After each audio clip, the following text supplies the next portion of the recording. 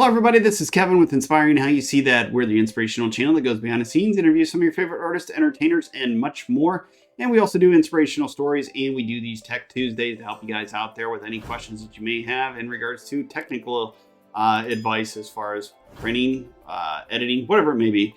So today we're back again with the 3D printing and the filament and the questions that you guys had. And of course, as we state, we put each video in regards to the questions, and we try to tie in maybe one or two questions to that same, what it pertains to.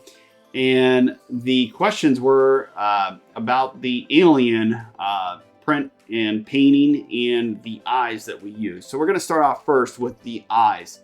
And this is just like anything that you do within art or anything like that. The more detailed you get, the better. The eyes that we actually used were glass, and they were a rainbow colored glass. So meaning basically they look white, but when you shine them into the light, they kind of have that rainbowing effect. So it almost looks like they're glowing. So which is pretty cool. So that kind of, gives the alien a little bit of an effect. So these are very, very small. They were only 0.04 millimeters, little eyes. So basically you can order these in a little capsule bottle. They're about 20 bucks. I think you get like 100 of them in a little capsule bottle for like $20, and they're special order.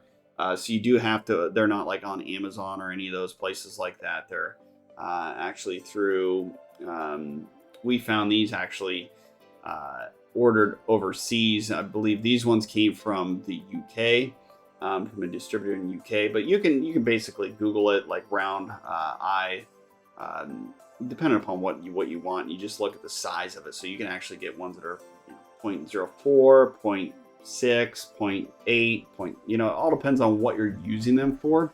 But you can order those online, and just make sure when you do look them up, just put round glass eye and Google it, and you can look at all the different various ones out there. Now, as far as the paint, just like painting on a regular painting or a house or trees or anything like that, we layered the paint on the alien. You guys had asked about that as far as what paint we used and how we did it. So as you see in the brown, I'm sure you saw in the video, we actually overlaid the paint. So then you had like basically this is an indoor outdoor furniture paint, plastic paint that works great in regards with the filament.